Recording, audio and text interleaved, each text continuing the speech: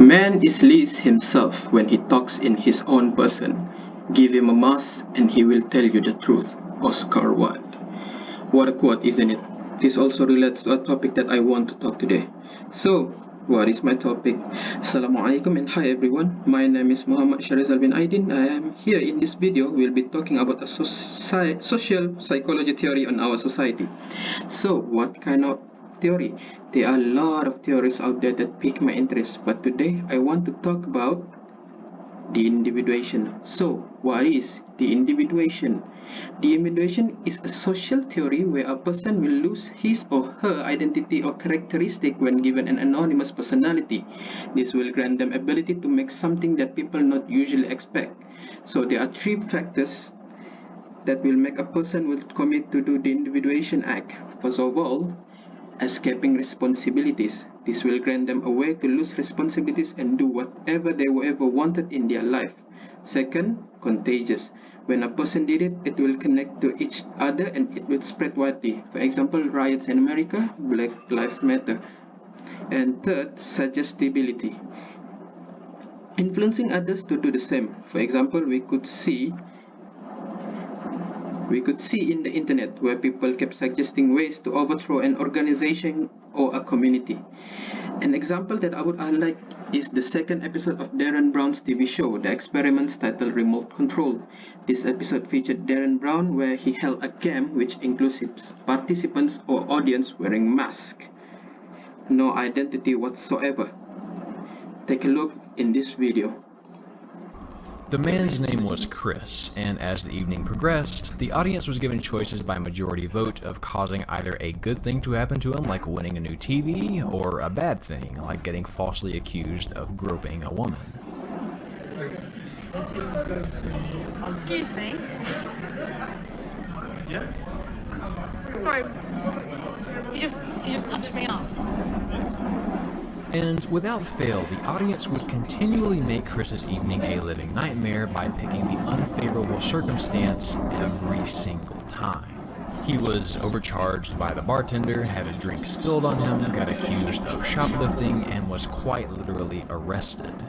The longer you watch, the more uncomfortable you feel as the curtain of comedy is slowly pulled back and it becomes hard to ignore just how sinister the audience's decisions truly are. All seemingly because they are able to hide behind a mask and blend into the crowd.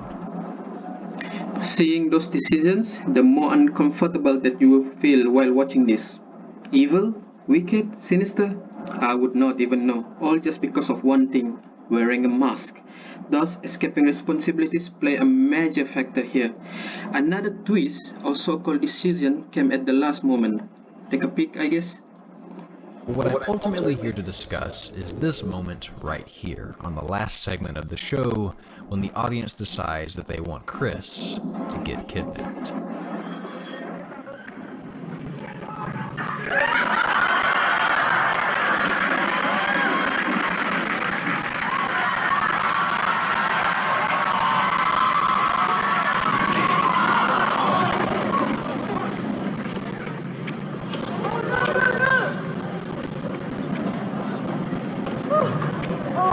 Hang on a second. Hang on, can we hold it? Can we do this? So, what is your reaction on that? People vote to other people like that. So, let's see. Next, we move. So, what is the connection between deindividuation and Hofstad national dimensions? Pardon my language. Now, first of all, we have to make sure that Hofstad national dimensions is connected to deindividuation. So, the connections is individualism. Individualistic societies have loose ties that often only relates an individual to his or her immediate family. They emphasize the I versus the we.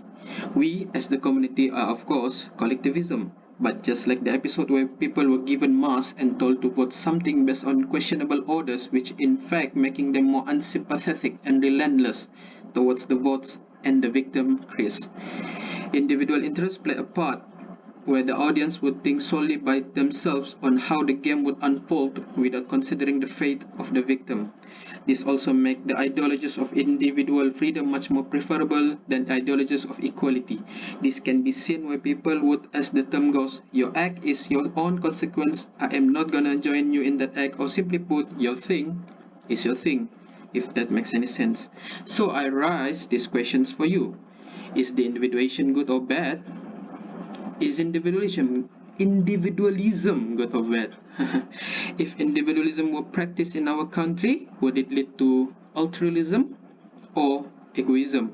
So, thank you. Wait, what? No, not that. Thank you.